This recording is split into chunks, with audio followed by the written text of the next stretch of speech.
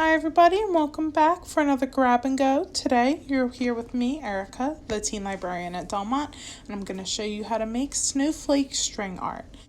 For this craft you're going to need a poster board that I've reinforced for you, a craft stick or tongue depressor, some embroidery floss, it's either going to be light blue or gray, and a cutout of a snowflake and 25 pins. I am sending home a couple extra in case you bend them because I've done that by accident. The first thing you're going to do is place the snowflake onto the poster board, and you are going to put your pins into the center of the snowflake and at the edges of the snowflake. So where it makes those three little spokes, you're going to put them in there. You're also going to put one between the spokes. So you'll have 4 pins at the top on each little point and 1 pin in the center. I'll let you watch how I do this. I recommend using the craft stick to push them in because they will hurt your fingers after a little bit. So use the craft stick like a hammer, just press it down, and you should be able to quickly get all those pieces in.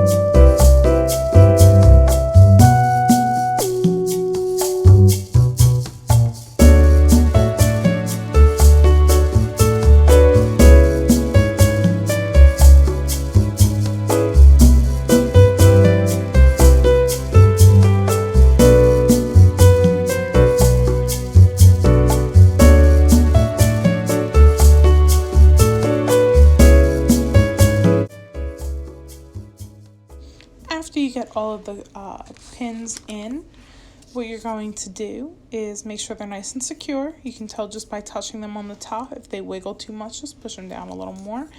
And then you're going to rip out your snowflake silhouette. It takes a little time. I find that I had a hard time fitting my fingers in there sometimes. Feel free to use the craft stick if you need to, but just pull them out and make sure you keep your pins in the poster board.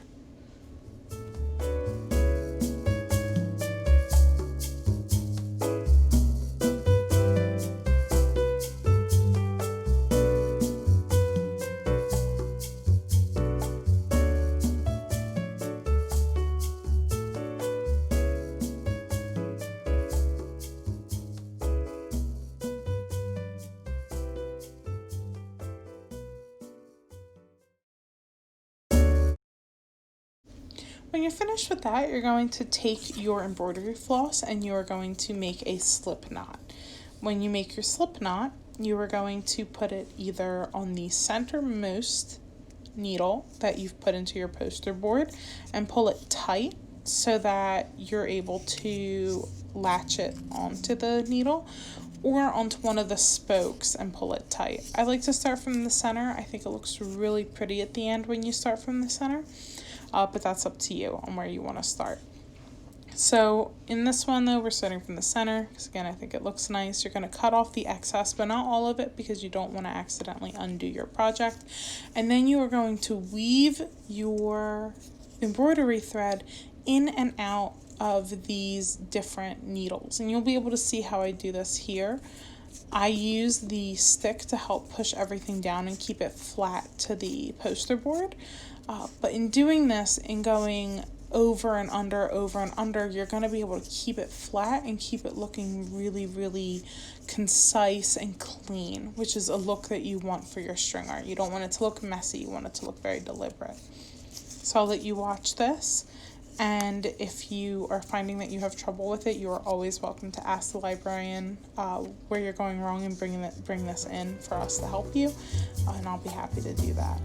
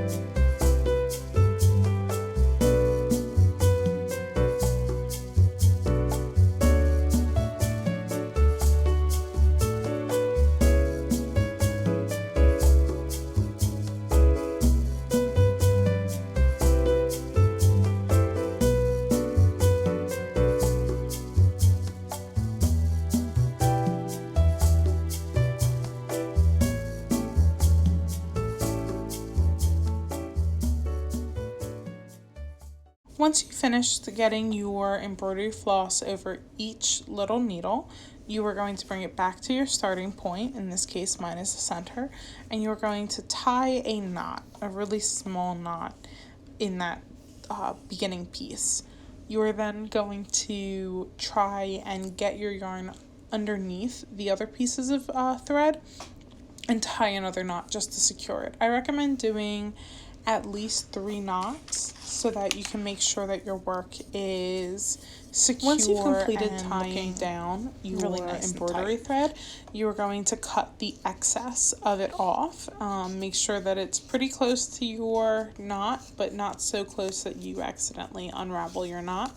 And then you are done, and you will have a really cool, really nice looking snowflake that you can use to celebrate the winter season.